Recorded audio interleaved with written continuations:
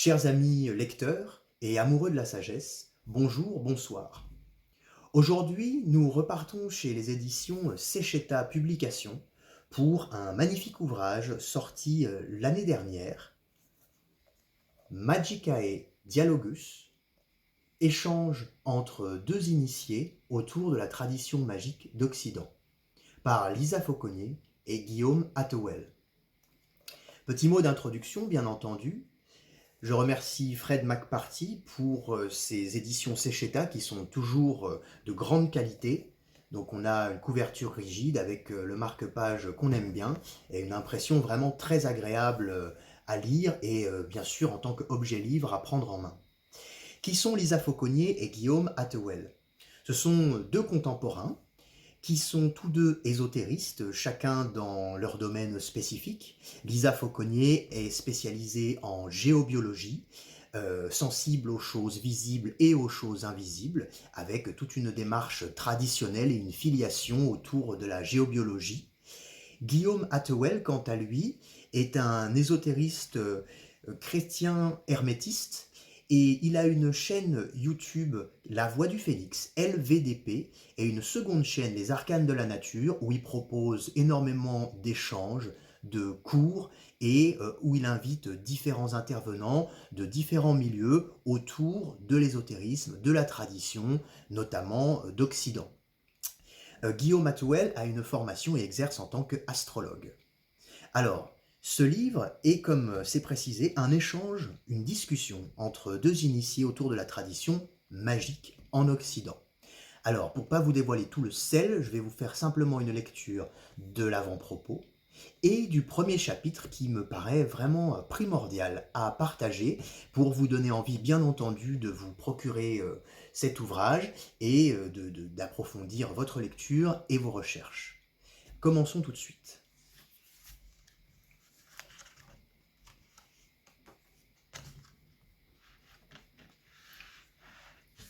Avant-propos. La conception d'un nouvel ouvrage à la vocation pratique émergeait déjà dans nos esprits. Les idées, la forme, tout cela se mettait en place, et la danse des idées fit corps avec l'écriture. Les kilomètres nous séparent, mais la technologie nous tend une main. Dans ce monde en perpétuelle évolution, elle est notre passerelle, un lien qui transcende la distance et nous unit dans une même quête. Petit à petit, nos rendez-vous virtuels se sont faits plus réguliers, cristallisant l'idée d'un ouvrage en commun. La rédaction avançait, mais le jugement se mue à travers les lignes pour finalement laisser place à un nouveau sentiment, à une question. Et si le protocole de rédaction longtemps éprouvé par les maîtres ne suffisait plus? Il fut un temps, bien au-delà de la mémoire, où le savoir et les poésies se déclamaient, transgressant tout support, faisant fi de la perdition qui les guettait. Seuls les cœurs conservaient avec foi quelques morceaux du divin qui, au moment propice, pouvaient se transmettre d'un sage à son disciple. Un temps où l'intellectualisation ne s'était pas encore transmutée en parchemin ou livre de mystères aux secrets insondables et muets. À travers cet ouvrage, notre but est de présenter une lecture sous la forme d'un dialogue entre deux amis. Nous souhaitons rendre le contenu plus accessible et chaleureux pour ceux qui cherchent des informations ou des récits d'expérience. Ces derniers visent à éclairer, sans prétention, certains questionnements ésotériques, le tout sous le prisme d'une vision chrétienne qui nous est propre. Pour une navigation aisée de l'ouvrage, nous avons opté pour une épuration de nos propos, mettant de côté les notes en bas de page, souvent délaissées par le lecteur. Toutefois, soyez rassurés, l'ensemble des références et citations sont intégrées au corps du texte ou regroupées soigneusement en fin d'ouvrage au sein de la bibliographie. Premier chapitre. Constat. Alors que nos écrans s'animent, après ces moments où l'on ajuste l'angle de la caméra, où l'on vérifie la qualité du son, un sourire naît spontanément. Ce sont ces instants précieux où le tumulte du quotidien s'efface au profit de notre quête commune. Guillaume. Lisa, en discutant avec toi, je sens une structure se dessiner. Nous pourrions découper ce livre en 3 parties. La première serait une sorte d'état des lieux, un constat sur l'ésotérisme actuel. Toi et moi savons bien que ce domaine a sombré dans le côté obscur de la force. Les dérives y sont innombrables. Les illusions sont partout. Il faut qu'on en parle un peu. Lisa, ton idée en trois parties fait sens. Commencer par le tangible, le terrestre, me semble essentiel avant d'explorer au-delà. L'ésotérisme trouve ses clés de compréhension à travers différents niveaux. Le premier est le plus trivial, celui du terrestre, dont il reste à se défaire pour s'alléger et s'ouvrir à d'autres perceptions. Un constat qui paraît certes évident et rébarbatif, mais qui pourtant est nécessaire à l'établissement d'un socle mental pour aborder le monde spirituel sous tous ses niveaux.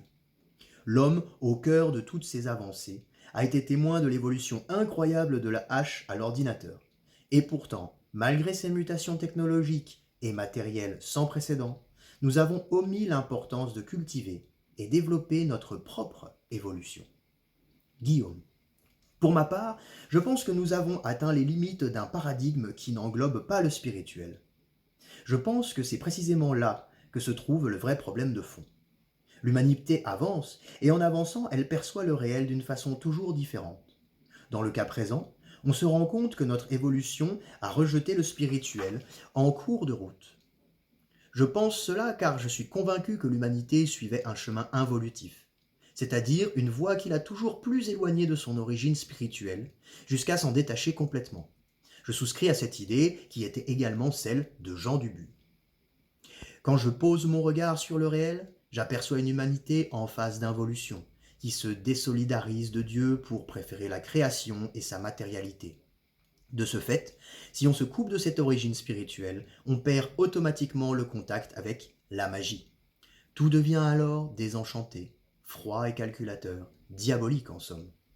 La vie et le monde ne sont alors plus que des processus mécaniques, des lois et règles machinales, sans âme et sans poésie. À ce moment-là, on tombe dans ce que René Guénon appelait le règne de la quantité. Tout devient donc quantifiable, mesurable et vide de sens. Tout est réduit à l'état de matière. Il n'y a plus de place pour le lyrisme et l'enchantement. Et fatalement, il n'y a plus de magie possible. Cette vision des choses est propre au chemin de l'involution, puisque involuer nous amène à quitter la source spirituelle pour descendre dans la création. Et plus on descend au cœur de celle-ci, plus on arrive au constat qui est celui du scientisme. Tout n'est que matière. Par voie de conséquence, toutes les idéologies modernes involutives, qu'elles soient politiques ou scientifiques, ne sont que des idéologies matérialistes. Les humains ne peuvent pas penser autrement puisqu'ils sont enfermés dans ce paradigme matérialiste et involutif. Lisa. Face à la désolidarisation que tu as soulignée, je crois que l'histoire nous offre des repères indiquant des virages décisifs. En se concentrant sur l'Église, même de manière succincte, on constate que les dissensions ont commencé à voir le jour dès le XVIe siècle. Toutefois, c'est au XVIIe siècle que la véritable rupture entre l'homme et la religion s'est amorcée. De nouvelles perspectives scientifiques et cosmologiques ont commencé à défier les dogmes établis de longue date. Le cas de Galilée, condamné en 1633, est particulièrement éloquent à ce sujet. Il symbolise le début d'une transformation radicale dans notre manière de concevoir la foi et la connaissance. Les individus de cette époque se sont sentis trahis par les structures religieuses, conduisant à chercher des réponses ailleurs.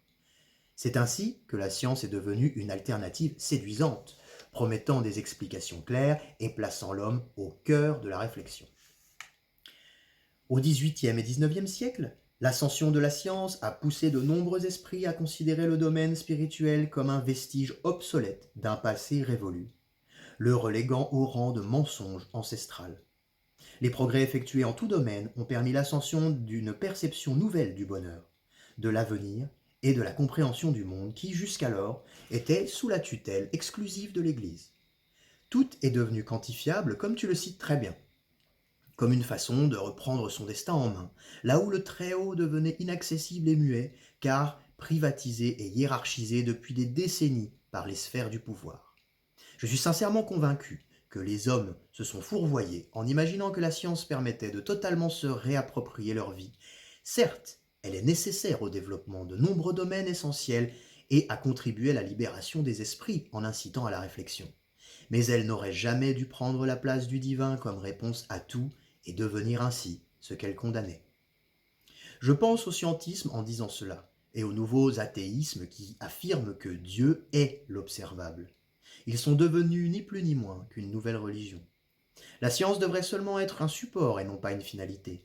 C'est intéressant quand on sait que c'est l'Église elle-même qui a permis ces essors et en a déployé les plus grands moyens entre le XIIe et sa chute au XVIIIe siècle. Il faut nécessairement, à mon sens, prendre un autre chemin pour trouver sa délivrance. Guillaume, tu parles de délivrance, et c'est là tout l'enjeu de notre époque. Se délivrer de cet enfer matérialiste construit par des rationalistes, scientistes, etc. Cela appelle donc un vrai retour de la magie. Non pas au sens folklorique du terme, mais bel et bien au sens réel. Cette réalité de la magie a été bien oubliée, à commencer par les instances religieuses. Pourtant, la magie est ce qui va nous sauver, car c'est elle qui peut nous sortir de cette condition infernale. Ainsi, quand je parle de magie, je parle de la présence de l'influence spirituelle dans la vie. Je ne parle pas d'effets pseudo-spectaculaires que le cinéma américain nous vend. Je parle bien de la présence de Dieu dans le monde. Cette présence est silencieuse et absolument pas spectaculaire. C'est ça, la magie. Une merveille discrète et silencieuse qui, sans un bruit, produit des miracles incroyables. Cela est permis par une seule et unique chose indicible, Dieu. Par ailleurs, l'Église telle que tu l'as décrite est très loin de comprendre ceci. Elle l'a même abandonné pour préférer le dogme politique, ce qui, de fait, l'a déspiritualisé. Comme tu l'as bien mentionné, l'institution catholique est en décrépitude depuis plusieurs siècles. Le scientisme est venu la remplacer et il en a profané pour gommer Dieu de l'équation. La magie a donc fatalement disparu avec, sauf chez certains irréductibles. C'est d'ailleurs dans ces petites niches qu'elle perdure et qu'elle se revigore, car elle n'a pas dit son dernier mot, loin de là. Ainsi, le sentiment d'être étriqué, d'être coincé dans ce monde démoniaque stimule un besoin de délivrance chez beaucoup de gens. C'est alors que, naturellement, ils se tournent vers la magie qui, elle, peut les extraire de cet enfer. Lisa. En effet, et je dirais également que ce sentiment que la plupart n'arrivent pas à définir se manifeste à travers des états comme la dépression ou même la maladie. Pas mal de pathologies dites modernes que l'on voit émerger sont dues à nos modes de fonctionnement. Des modèles capitalistes et consuméristes qui ne conviennent pas à notre nature profonde. Il faut bien se l'avouer. En disant cela, je ne prône évidemment aucune idée politique, juste un retour aux sources. Guillaume. Oui, ces maladies psychiques que tu décris sont très souvent une conséquence. Il convient de savoir quelle en est la cause. Ces pathologies peuvent aussi toucher le corps par psychosomatisation. Quand on creuse tout ceci, on comprend vite que le responsable de tout ça est le monde moderne, et son absence de sens, de naturel, de spirituel, etc. Notons aussi que les gens ne comprennent plus ce qu'est le monde de la psyché, c'est-à-dire le monde de l'âme. Ils le réduisent à l'activité neurologique, comme si le seul responsable de l'existence de l'âme était le cerveau. Ce dernier n'est en fin de compte qu'un ordinateur central permettant de traduire les multiples stimulations énergétiques qui animent l'humain. C'est en soi une merveille de la nature, mais il n'est en rien responsable de l'existence de l'âme. L'âme existe parce qu'elle est, tout simplement.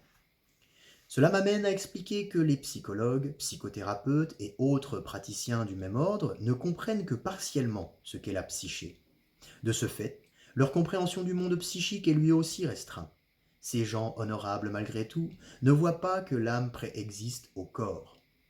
Parmi les choses incomplètes qui habitent les sciences humaines, il y a cette idée que la psyché est ce qui permet la personnalité, et rien d'autre. Or, la personnalité n'est qu'une infime petite partie de l'être humain. Qu'en est-il du cœur et de ces différents mondes qui existent en l'être humain? Tout cela est inexistant ou réduit là encore à la simple activité de la personnalité, c'est-à-dire l'ego. Ce n'est toutefois pas étonnant pour l'époque, cela relève aussi d'une perception involutive de l'être. En plus de quoi, je ne fais qu'effleurer le sujet, et je ne mentionne même pas l'anima mundi, l'âme du monde, la psyché de l'univers, ni le spiritus mundi, l'esprit du monde. Voilà encore une chose qui ferait bondir les chercheurs en psychologie. Cependant, nous y reviendrons dans notre conversation, car on ne peut pas parler de magie sans parler de l'âme du monde. Lisa. Je pense qu'on abordera ces questions dans la seconde partie de l'ouvrage. Tu as soulevé un sujet majeur. Quant au domaine de la psychologie, ce qui m'interpelle, c'est cette tendance à suivre une approche presque formatée. Au lieu d'embrasser l'unicité de chaque individu, certains professionnels se basent sur des schémas théoriques et les appliquent de manière systématique à leurs patients. Pourtant, connaître et soutenir véritablement une personne demande une exploration en profondeur, bien au-delà des modèles standardisés, et cela peut s'étaler sur de nombreuses années. Guillaume. Encore une fois, cela relève de l'influence involutive, qui enferme les gens dans ce paradigme matérialiste. Sous l'influence de cette dernière, tout est systématiquement réducteur. Le psychologue, étudiant la personnalité humaine, la persona, n'étudie en réalité que la surface de l'âme. Il contemple ainsi la résultante de chaque chose et non l'essence. Ces psychologues s'amusent ainsi à quantifier et catégoriser les comportements de surface, de la même façon que les médecins modernes catégorisent des symptômes sans rechercher les causes fondamentales. C'est toute la spécificité du monde actuel, naviguer à la surface des choses et ne jamais regarder au fond. C'est pour cette raison que les sciences humaines ne comprennent pas la magie. Pourtant, certains psychiatres avouent avoir recours à la magie pour traiter certains problèmes qui les dépassent. Le cas de l'exorcisme le prouve. Dans les diocèses où il y a encore des savoir-faire, les exorcistes travaillent main dans la main avec les psychiatres. Et il est admis que la magie de l'exorcisme règle des problèmes que les sciences humaines n'arrivent pas à traiter. Nous pouvons voir la même chose dans le domaine de la guérison. Certains médecins, dépassés par certaines maladies, envoient fréquemment des patients chez des guérisseurs. Il se passe alors des petits miracles toujours passés sous silence dans le milieu scientifique. Pourtant, ces faits magiques ont bien lieu. Voilà encore un exemple où la magie opère. Lisa. Ce traitement en surface que tu décris pousse aujourd'hui les gens vers des voies alternatives qui émergent de plus en plus ces dernières années. Je parle bien évidemment de toutes les pratiques dites spirituelles qui auraient pour vocation d'amener des réponses. Le domaine de la psychologie se voit amputé à ce jour, au même titre que les autres médecines tirées de la science moderne, d'une perte de confiance progressive de la part des patients. La science repousse, effraie par ses dérives, et l'aval qu'un praticien pouvait avoir sur son patient en prise de décision s'estompe. Les gens, à mon sens, ne désirent plus être dominés, dictés par un tiers. Il y a une conscience collective qui semble pousser à l'indépendance et à l'élévation personnelle. Ce qui, du coup, est variable pour la médecine comme pour l'aspect religieux. L'automédication connaît un regain de popularité sans précédent et les groupes néo-païens émergent de toutes parts. Guillaume. C'est très juste. Les nouvelles thérapies quantiques et autres coachings spirituels, etc. poussent comme des champignons. Mais tout ça émerge par opportunisme et non par vocation. Dans un monde gouverné par l'argent, mammon, du latin mamona, richesse, gain, la motivation est toujours la même, s'en mettre plein les poches. Je constate très régulièrement le charlatanisme de ces pseudothérapeutes car je reçois fréquemment en consultation les clients déçus. J'ai remarqué par exemple, et analyse du phénomène, que cette génération spontanée de faux thérapeutes se rattache à l'idéologie dite New Age. C'est en fin de compte un mouvement idéologique qui ne porte aucune spiritualité et qui se targue d'apporter une lumière pour éclairer l'humanité. Cela est en tout point similaire au mythe chrétien de Lucifer. Celui-ci nous explique que porter la lumière ne veut pas dire être la lumière. En d'autres termes, porter en soi la lumière divine ne veut pas dire être Dieu. Or, Lucifer, le porteur de lumière, beau et enivré de connaissances et de lumière divine, va finir par se prendre pour Dieu. C'est ce fameux péché d'orgueil qui cause sa chute. De la même façon, les têtes pensantes du New Age se prennent pour des dieux. Leur orgueil est gigantesque et leur chute sera égale à leur inflation égotique. Ce que j'ai remarqué, et qui me semble certain, c'est que les gens qui se tournent vers ces lucifériens sont en quête de sens et de spiritualité. Le problème, c'est qu'ayant perdu de vue le spirituel pour ce qu'il est authentiquement, ils courent tous vers des voies que j'appelle psychiques, des voies avec une saveur spirituelle, mais qui ne le sont aucunement. La fausse lumière de Lucifer est très brillante. Elle est souvent tape à l'œil, impressionnante de connaissances, etc. Elle attire les gens comme la lumière des lampadaires attire les insectes. Or, cette lumière est artificielle et non naturelle. C'est comme ça que beaucoup de monde s'égare et se retrouve pris au piège de ces escroqueries spirituelles. Notons alors que le spirituel véritable est au-delà de la psyché. Il en est même la racine. Il y a là une distinction à faire entre le spirituel et le psychique. Et j'imagine qu'on décortiquera tout cela plus tard. Toutefois, le piège est là, dans cette confusion qui est faite entre ce qui relève du spirituel pur et de ce qui provient du psychisme. La quête de sens, tant revendiquée aujourd'hui, pousse les gens à se tourner vers quelque chose de plus magique. Ceci dans le but de quitter cet enfer matérialiste, chose que nous pouvons aisément comprendre. Ainsi, les humains se tournent alors vers l'imaginaire et l'astral, la fantaisie, le folklore, le monde onirique, etc. Ce qui est de la pure fabrication psychique et n'est pas nécessairement spirituel. Si le grand esprit divin peut produire des merveilles dans la psyché, comme des visions, des révélations et autres phénomènes du genre, l'humain le peut aussi sans être forcément connecté à Dieu. Dans ce second cas, la spiritualité n'est pas présente, c'est alors qu'on prend des vessies pour des lanternes. Lisa. Cette distinction entre le spirituel et le psychique est également ce qui sépare l'escroc du véritable maître. Quand tu évoques le fait que l'homme se tourne vers l'imaginaire, mon esprit se tourne immédiatement vers les univers fantastiques et de science-fiction que nous retrouvons dans la littérature et le cinéma. L'exemple qui me vient instantanément à l'esprit, c'est Le Seigneur des Anneaux. Guillaume. C'est intéressant que tu parles de ça parce que Le Seigneur des Anneaux est une œuvre particulière.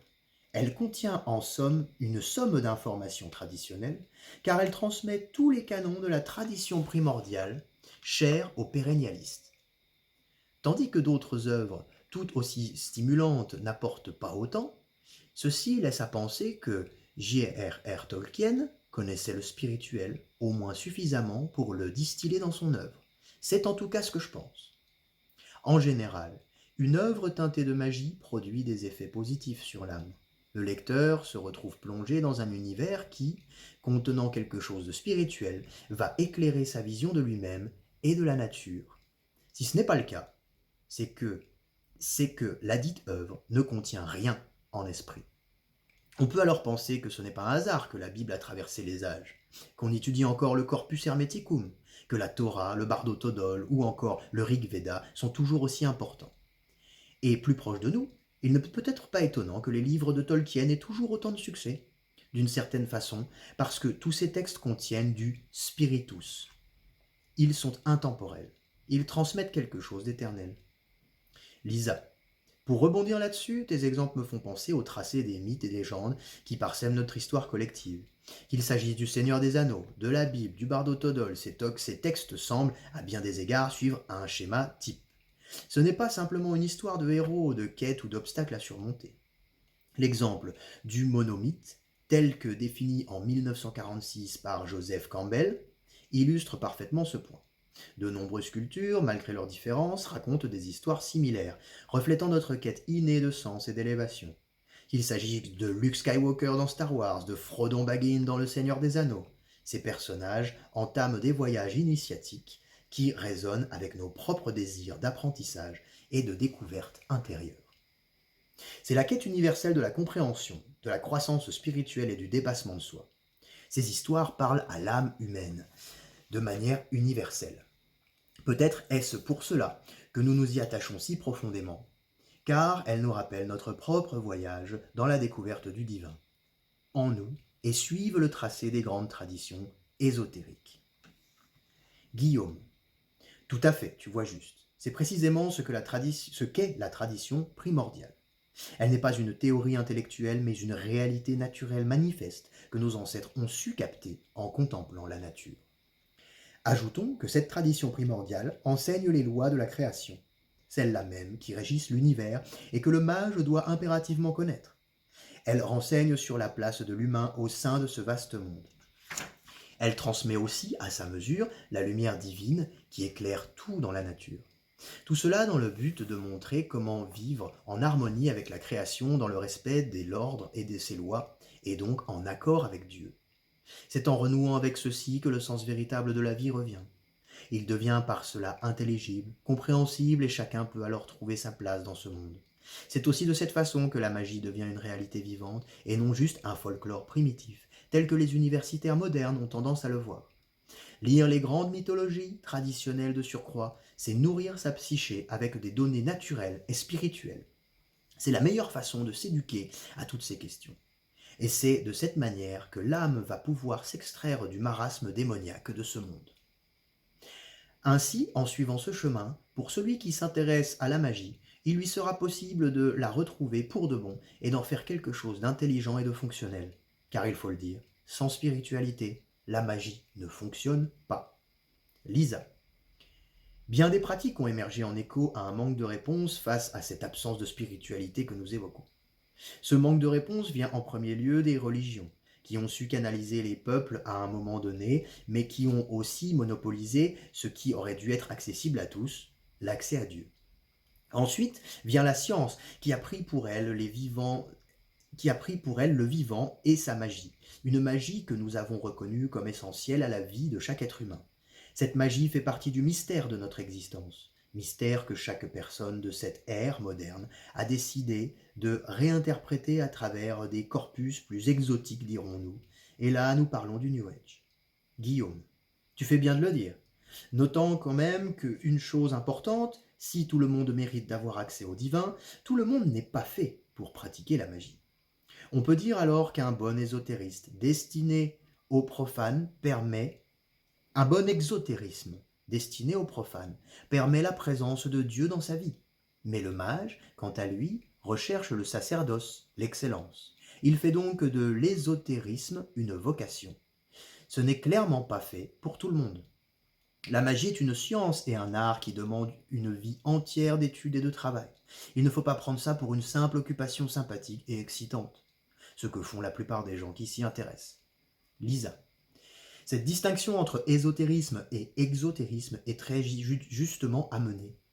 L'exotérisme, bien qu'offrant une fenêtre sur le divin, peut parfois perdre son essence à cause de la dynamique au sein des communautés qui peut, dans de nombreux cas, dériver vers une forme d'idolâtrie ou d'égarement. C'est là où l'Église, par exemple, a trébuché. Elle s'est corrompue et s'est éloignée de ses origines. Le travail nécessaire pour redécouvrir son véritable point de départ, celui de la croyance primordiale en Occident que je qualifierais de celto-chrétienne, plus proche de pratiques païennes que celle de Vatican II, n'a pas été entrepris. Je parle évidemment d'une foi où ni catholique, protestant ou orthodoxe n'existait. Une foi pure que la politique n'avait pas encore gangrénée, où seule la parole du cœur était la Bible. Guillaume. Commençons par discuter un peu des religions, telles qu'on l'entend au sens commun du terme. Je pense que le premier propos de la religion fut d'éviter un désastre spirituel pendant l'involution de l'humanité, sachant encore une fois que l'involution conduit indubitablement à un éloignement de la source divine. Les religions ont été là pour rappeler à l'humain d'où il vient à la base. Ceci afin que le spirituel soit toujours présent, et ce même pendant la chute. Lorsque l'humain, depuis son point d'origine, involue dans son expérience, il descend dans les profondeurs de la création. Seulement, dans la création, il existe un degré de profondeur extrêmement dangereux. Un degré de profondeur faisant que, sans garde-fou lors de son exploration, l'humain peut devenir fou, satanique, etc. Les religions ont en partie eu pour rôle d'éviter à l'humain de dévier de la sorte et de sombrer dans les entrailles ténébreuses de la matière. En ce qui concerne la science, je citerai François Rabelais qui disait « Science sans conscience n'est que ruine de l'âme ». Cette phrase est devenue un adage bien connu. La science actuelle est dépourvue de conscience, donc de présence de l'esprit, car la conscience est le véhicule de l'esprit. Une science qui progresse sans conscience est une science qui ne considère plus les lois de la nature et qui de ce fait rejette Dieu, qui en est le créateur. À ce moment-là, cette science devient elle aussi involutive. C'est ce qui l'a rendue outrancièrement matérialiste. Dans cette configuration-là, il n'y a plus de possibilité d'évolution. Tout est enfermé dans la matière, gouverné par une pensée matérialiste. C'est à ce moment précis que les choses deviennent infernales et que le monde devient un enfer. C'est d'ailleurs l'état actuel du monde. Nous sommes en enfer et la science scientiste en est une des responsables. Et je te suis sur un point essentiel pour moi qui est cette foi pure dont tu parles, celle qui animait l'Église du haut Moyen-Âge celto-chrétien. Je pense qu'à cette époque, l'Église était encore un sacerdoce et non un projet politique. L'arrivée de la théocratie se montre clairement lorsque le catholicisme vient remplacer l'Église des Gaules. Lisa. Le terme garde-fou est fascinant et prend tout son sens lorsqu'on y réfléchit. Prenons l'Église comme exemple. En dépit de ses dérapages, elle propose une direction pour ceux qui cherchent moins à questionner en instaurant des préceptes fondamentaux et dualistes qui transcendent la loi civile, touchant ainsi l'esprit là où la loi ne peut atteindre. Pendant longtemps, l'Église a endossé des rôles de juge et d'éducatrice. Cela m'évoque les tympans des églises, spécialement celui de Sainte-Foy de Conques, conçu au XIIe siècle. Ce bas-relief, débordant de détails et d'une forte symbolique, devait sûrement marquer, voire terrifier les gens de cette époque. Peut-être une façon d'employer la peur pour maîtriser les pulsions humaines, notamment au sein des maisonnées. Aujourd'hui, nous comprenons que de tels bas-reliefs avaient une fonction pédagogique. Guillaume. On retient que la religion a été un passage obligatoire pour prévenir les dégâts de l'involution, que les institutions religieuses ont souvent créé des dogmes, parfois assez rigides, précisément pour éviter la casse. Par ailleurs, on observe maintenant que ces dogmes disparaissent et que de ce fait le carnage est entier. Malgré l'imperfection notable des dogmes et les problèmes qu'ils posent, ils ont quand même un rôle à jouer, transmettre une doctrine morale de base, ainsi qu'un exotérisme pour préserver au mieux l'équilibre de l'humain et de la société. Ainsi, un dogme fonctionnel enseigne le bon sens, les bonnes mœurs, les valeurs et rappelle à tous nos origines communes, Dieu. Évidemment, on voit bien que cela n'est plus d'actualité. Les gens n'ont plus de valeur, plus de morale, plus de connexion spirituelle. Ils n'ont plus rien, si ce n'est un fonctionnement de machine. On assiste donc à un carnage sociétal extraordinaire. Et celui-ci est possible parce que les humains ont rejeté ce que le dogme enseigne. Même si je dois admettre que l'institution catholique est en voie d'extinction par sa propre faute, elle contient encore un minimum de savoir qu'il convient de préserver. J'avoue aussi que sa forme n'est plus adaptée au monde qui émerge. Le discours de l'Église n'est plus audible, alors que le message de fond est merveilleux. Il y a donc un énorme travail de transformation à opérer. C'est en tout cas mon avis. Notons que pour beaucoup de personnes aujourd'hui, la religion reste un bastion important pour sauver les meubles face aux ravages du satanisme ambiant. Et beaucoup d'autres se rallient à elle, car, actuellement, face à la chute définitive du système involutif, les gens demandent un retour du divin. C'est là, face à cette soif de spiritualité, que la perversion du diable apporte aux gens le New Age en réponse. Ceci afin de leur donner un ersatz de spiritualité, mais certainement pas un réel moyen de toucher la magie du divin. Lisa. Il est devenu impossible aujourd'hui de cacher le désordre ambiant, ne serait-ce que par les médias alternatifs, les réseaux sociaux, etc. Tout cela a entraîné un éveil que j'ai envie de dire nécessaire à notre survie, au risque de voir le couvercle se refermer sur nous. Je pense même que cet éveil est inévitable, et ce sans affoler les foules. Je me souviens, Guillaume, avoir évoqué une fois avec toi le mythe de l'Atlantide, cette cité antédiluvienne qui, d'après les on-dit, aurait été engloutie sous les flots en tant que châtiment pour avoir transgressé les lois naturelles les plus sacrées. C'est un peu ce qui nous guette si l'humanité choisissait d'aller à contre-courant du cycle éternel établi par l'univers. Guillaume. Nous ne savons officiellement rien sur les Atlantes, si ce n'est les spéculations qui les concernent. Mais nous pouvons apporter des pensées qui permettront peut-être à certains d'éclairer ce sujet. Il est clair pour moi que les antédiluviens ont existé, d'une façon ou d'une autre. Je n'ai personnellement pas besoin de preuves pour réfléchir à tout ça. Je pense que ces peuples étaient à la pointe de l'évolution, mais déjà entraînés par la force de l'involution générale de l'humanité. Sous l'impact de la descente, ils ont causé leur propre chute. Il y a donc bien existé, selon moi, des civilisations extrêmement avancées et qui ont désormais disparu depuis de nombreux siècles. La mémoire des peuples raconte tout ce que j'évoque ici. Et même si cela n'apporte pas de preuves académiques, la mémoire se souvient. Cette mémoire devrait être plus respectée, surtout de nos jours, car, dans ce cas précis, elle nous rappelle ce que nous ne devons pas faire si nous souhaitons continuer de vivre sur Terre. À la limite, faute de preuves, nous pouvons regarder l'Atlantide comme un mythe qui enseigne, comme tu l'as dit, bien des choses. Lisa. C'est ici qu'interviennent les grandes traditions qui ont vu le jour à travers les différentes cultures du globe, nous montrant des sentiers, des façons de vivre ésotériques ou exotériques en harmonie avec les lois de la nature et visant à nous préserver des catastrophes actuelles. Parmi ces traditions, on peut mentionner le bouddhisme, le taoïsme et le christianisme que nous avons choisi d'aborder, ainsi que tant d'autres. L'Azatrou et l'hellénisme méritent aussi d'être cités. Car même issus de reconstruction, ils constituent des chemins tout aussi valables, forts de leur panthéon, écrits et rites qui, bien qu'incomplets, nous ont été transmis par l'histoire. Il serait intéressant de souligner ce qui sépare la tradition d'une voie dite de garage, pour le dire familièrement. Je parle évidemment de toutes les pratiques ésotériques ayant émergé ces dernières années. Guillaume. Pour te répondre, nous allons d'abord regarder la définition courante du mot tradition. Le dictionnaire nous dit ceci. Ensemble de légendes, de faits, de doctrines, d'opinions, de coutumes, d'usages, etc., transmis oralement sur un long espace de temps.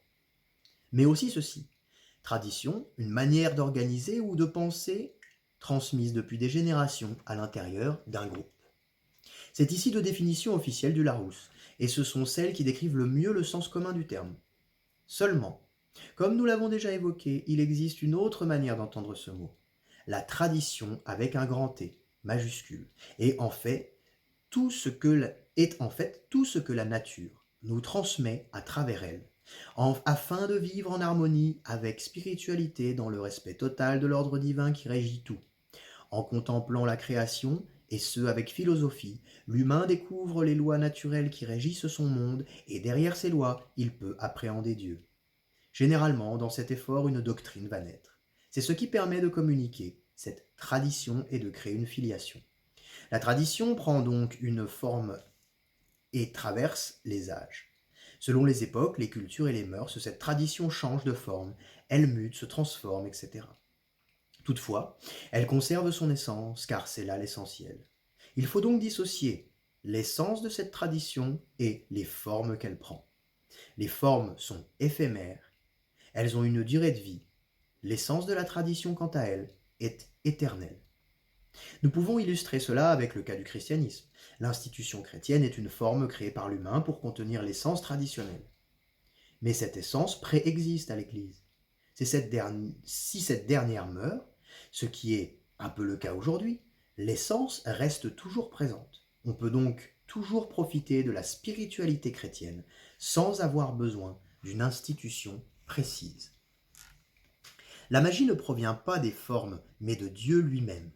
En revanche, celle-ci peut créer des formes pour s'y loger et y produire des effets spirituels. Lisa. C'est donc cette essence qui différencie véritablement la religion de la tradition. L'une est institutionnelle et peut mourir ou se transformer, tandis que l'autre subsiste au-delà de tout et se transmet. Et ce qui différencie finalement la tradition d'une voie qui ne l'est pas, c'est son lien au divin. La magie, selon cette conception, est divine. Guillaume, c'est exactement ça, tu soulèves le point fondamental d'une tradition, son lien au divin. C'est la clé maîtresse. Sans ce lien, il n'y a pas de tradition. Lisa. À ce propos, parlons brièvement de l'essence même du christianisme, qui est la tradition dont nous discuterons principalement, et plus particulièrement de sa forme celto-chrétienne, dont nous évoquons régulièrement les contours. Comme tu l'évoques, Guillaume, le christianisme est une véritable tradition à son origine, devenue religion seulement par la suite, et sur cela, la plupart des gens ne font aucune différence. En 2012, Nicolas Balsamo a publié un ouvrage intitulé « Les deux cathédrales », qui m'a profondément marqué. Il reprend un sujet déjà exploré par l'éminente historienne Régine Pernoud, le rapport entre la tradition chrétienne et la tradition celte. Ces deux cultures ont réussi à s'unir pour créer une symbiose équilibrée tout au long du Moyen-Âge. Balsamo nous raconte qu'une prophétie celte prédisait l'arrivée de la Sainte Vierge, qui était déjà vénérée par les druides du côté de Chartres, où ils se réunissaient chaque année pour la vénérer. La cathédrale de Chartres est attestée comme le plus ancien sanctuaire du royaume par Charles VII en 1432, où, d'après ce dernier, on y honorait la Vierge Mère bien avant l'ère chrétienne. La première église n'a fait que reprendre la main de cultes et d'organisations déjà existantes pour les transposer à de la nouveauté plus en accord avec son temps et à la nouvelle ère astrologique. À chaque temps ses croyances et les druides avaient prédit l'arrivée de la dite nouvelle religion. Ils l'ont acceptée et assimilée, mais évidemment il n'est pas exclu qu'une partie des communautés celtes de l'époque ait rejeté tout cela, c'est même certain par logique. Mais il est erroné de penser que le christianisme primitif, et j'insiste sur le mot, s'est sournoisement immiscé au cœur de ces cultes polythéistes dans le but de les éradiquer.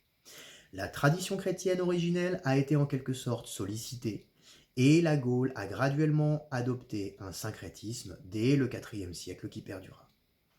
Je tiens à éclairer rapidement la distinction entre les termes celte et gaulois. Alors que tout gaulois est celte, l'inverse n'est pas vrai. Le terme gaulois, issu du lexique romain, fut utilisé par Jules César durant la guerre des Gaules pour désigner spécifiquement les Celtes vivant en Gaule. Quant au mot keltoi, il trouve ses racines dans les écrits d'historiens grecs du 5e siècle avant Jésus-Christ, tels que Hécatée de Milet ou Hérodote. Pausanias, géographe grec du 2e siècle après Jésus-Christ, affirme que keltoi est le nom que les Celtes se donnaient eux-mêmes. La culture celtique est souvent identifiée par des critères linguistiques en lien avec les peuples indo-européens, formant un ensemble de tribus. Il est souvent admis par théorie que les origines celtes remontent à l'âge du bronze, intégrant les diverses vagues d'envahisseurs qui ont convergé vers l'Europe septentrionale. Pour une étude plus approfondie de ce sujet, je te recommande vivement les recherches de l'archéologue Patrice Brun, à ne pas confondre avec l'historien Patrice Brun du même nom, ou encore les travaux de Réjeanne Roure, archéologue et maître de conférences à l'université Paul Valéry. Pour revenir sur le syncrétisme, il s'est profondément ancré et imprégné dans tous les niveaux de la vie, tant spirituelle que matérielle. Les Gaulois ont su nous transmettre une bonne partie des outils nécessaires à la vie courante, puisque la plupart des outils utilisés au XIXe, dans les campagnes françaises, existaient déjà en Gaule au IIIe siècle avant Jésus-Christ. Les Gaulois étaient d'excellents charpentiers, qui inventèrent notamment le tonneau. Ils fabriquèrent des coffres ou des seaux cerclés de fer. Nous avons adopté beaucoup de leurs coutumes et savoir-faire, que ce soit à travers les vêtements des moines, leur structure inspirée des druides, le monachisme étant apparu dans la seconde moitié du IIIe siècle et s'étant institutionnalisé durant le IVe. Le choix du pantalon plutôt que de la toge romaine, ou encore l'intégration d'une iconographie nouvelle et foisonnante à la fois importés de l'Orient, berceau de la vie chrétienne, et des créatures mythiques des panthéons païens, issus de nos forêts occidentales. Sans oublier les fêtes que nous avons intégrées à notre calendrier, profondément celtes, qui ont été christianisées par la suite, sous les différents conciles. Pour approfondir cette thématique, je suggère vivement les travaux de Madame Pernoud, historienne évoquée plus haut. Elle a révolutionné notre perception du Moyen-Âge, fréquemment dépeint comme une période obscure, mystérieuse, peuplée de récits terrifiants, dont la célèbre chasse aux sorcières qui a principalement eu lieu au XVIe et XVIIe siècle, soit à la Renaissance. Avant de conclure cette digression, il est essentiel de souligner que le Moyen-Âge est une ère marquée par d'immenses transformations, des découvertes majeures et des évolutions techniques et sociales parmi les plus significatives de l'histoire humaine. C'est le moment où les cathédrales ont vu le jour, où les villes se sont développées, où l'art a connu un essor sans précédent, et où les monastères ont su développer le milieu rural et perfectionner les techniques agricoles. Des mutations si profondes qu'il faut attendre la révolution industrielle pour assister à un changement d'air aussi marquant, réalisant une rupture flagrante avec les paradigmes antérieurs. Basé sur tout cela, je conseille vivement de lire La civilisation féodale de l'an 1000 à la colonisation de l'Amérique de Jérôme Bachet, qui a éclairé d'une lumière nouvelle ma compréhension de cette époque, et c'est aussi un classique incontournable. L'on peut blâmer ce que la puissante institution est devenue sous la politisation et la corruption, de ce fait devenant une véritable religion et un véritable mouvement historique avec tous ses écrasants défauts. Mais l'on ne peut rejeter ses revendications originelles et profondes, ses racines qui, à la base, n'avaient rien de perverti, n'en déplaise aux païens de Facebook. Il faut savoir faire une vraie différence entre les courants et retourner aux origines de chaque mouvance sans pour autant tomber dans les clichés les plus grotesques et crier à l'assimilation de symboles ou de dogmes qui ne sont que les transmissions naturelles et inévitables.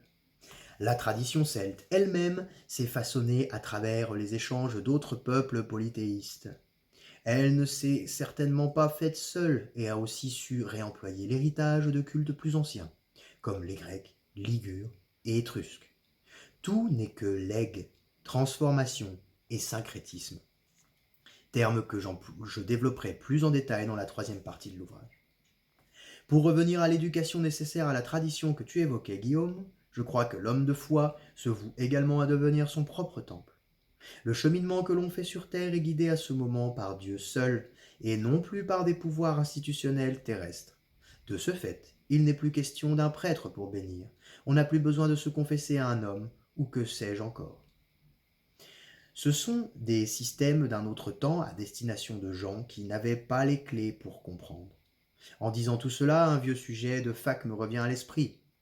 Akhenaton, de son vrai nom Amenhotep IV, 10e pharaon de la 18e dynastie, a marqué son règne d'une révolution religieuse que l'on aime caractériser anachroniquement de monothéisme. Le culte d'Aton vit l'élaboration d'un nouveau clergé et des temples furent érigés à ciel ouvert. Une vision nouvelle s'est imposée qui n'a pas exclu pour autant les autres divinités, mais qui plaça, d'après l'égyptologue allemand Jean Assmann, un rapport direct et privilégié de l'homme avec le divin. Une piété nouvelle et toute personnelle qui redistribuait, à mon sens, les clés de compréhension et de développement du cœur. Évidemment, cette période fut bien vite balayée par l'ancien clergé, revanchard, à la mort d'Akhénaton, qui passa pour le grand hérétique de l'histoire égyptienne. Tout ça pour dire qu'aujourd'hui, tout le monde est plus ou moins éduqué et pense normalement par lui-même. Les prêtres ne sont pas plus des élus que les personnes ayant décidé de se consacrer pleinement à une voie dite traditionnelle. Seul un titre donné les distingue. C'est d'ailleurs l'abbé Julio qui, à travers ses enseignements, restituait le pouvoir aux croyants. C'est un peu cela d'ailleurs qu'il a mis en marge de la mère Église. Nous pouvons aisément constater que nous entrons dans une période où la quête individuelle de spiritualité reprend ses droits. Guillaume. Il est clair que celui qui cherche le divin va devoir édifier sa cathédrale de l'âme, c'est-à-dire son temple intérieur. C'est en faisant cela qu'il va pouvoir accueillir et accepter la lumière divine. De plus, il faut que l'appel des profondeurs le conduise dans cette direction, c'est-à-dire que le cherchant doit ressentir au fond de lui un appel mystérieux qui le pousse à découvrir la vie intérieure. S'il n'y a pas ces phénomènes-là, c'est que la motivation n'est pas spécialement spirituelle. Il faut alors questionner ce qui nous motive, comprendre quel but nous anime. Cela m'amène à dire que si tout le monde peut avoir une vie spirituelle, tout le monde n'a pas pour vocation à en faire sa spécialité. C'est pour cette raison qu'il existe un sacerdoce dans toute société équilibrée. C'est précisément pour ceux visant l'érudition dans ce domaine. Toutefois, l'érudit reconnaît, comme tu le mentionnes, le pouvoir aux croyants. Aujourd'hui, l'accès à Dieu n'est plus destiné qu'aux membres du clergé ou prodigué par eux. Chacun peut et doit, selon moi, développer une relation avec le divin. Chacun doit le faire en fonction de sa nature. Nous sommes dans un changement de paradigme spirituel évident. Quant à la question d'une nouvelle ère, tu soulèves ici l'hypothèse de l'ère du Verseau. Mon avis est que celle-ci pointe doucement son nez en même temps que l'ancienne ère des Poissons est en pleine dissolution. Ce fait astrologique entraîne le chaos que nous vivons actuellement. Cependant, ce chaos est aussi une opportunité naturelle de se transformer et de transformer le monde. Cela doit être compris par les humains. Cela veut donc dire que nous pouvons, par la force de notre volonté, créer un nouveau monde. Il ne faut donc pas laisser le champ libre aux satanistes qui, eux, tentent de nous voler ce pouvoir créateur. Il est évident que la route qui se dresse devant nous va considérablement métamorphoser le monde ecclésiastique et la spiritualité en général. Il ne faut pas y voir de mauvais augure. C'est un mouvement naturel. Les temps changent. Et quand c'est le cas, la nature se transforme. Le devoir des gens ayant voué leur vie à la spiritualité est de prendre ce fait en considération, afin de remettre en question les anciennes formes pour de nouvelles plus adaptées à notre époque. Il est probable qu'une nouvelle église, mot que j'emploie au sens étymologique, provient du grec ancien ecclésia, qui veut dire assemblée. En approfondissant cette racine grecque, nous pouvons définir cette assemblée comme le groupement de ceux qui sont appelés par Dieu, pointe à l'horizon. Celle-ci peut et doit parfaitement épouser la tradition primordiale, tout en se renouvelant de l'intérieur. C'est selon moi le chemin emprunté. Sur ce terrain-là, la science, au sens hermétique du terme, va apporter beaucoup. Loin des visions catholiques actuelles où Dieu est tellement extérieur à nous qu'on ne le perçoit même plus, il faut revenir à la présence de Dieu dans le cœur de chacun. Le divin ne doit pas être cette transcendance inaccessible, loin de nous, au-delà de nous. Si la transcendance est une réalité mystique, elle n'est pas inatteignable, bien au contraire. Chaque être qui décide de plonger en lui pour découvrir ce mystère qu'est Dieu peut le trouver s'il s'en donne les moyens. Certes, C'est une quête qui demande une dévotion totale. Ce n'est pas donné à tout le monde, mais c'est le seul moyen véritable de le découvrir. Et encore une fois, sans Dieu, point de magie. Pour bien saisir tout ce que nous avons dit préalablement, il faut étudier en théorie et en pratique. Fin du premier chapitre.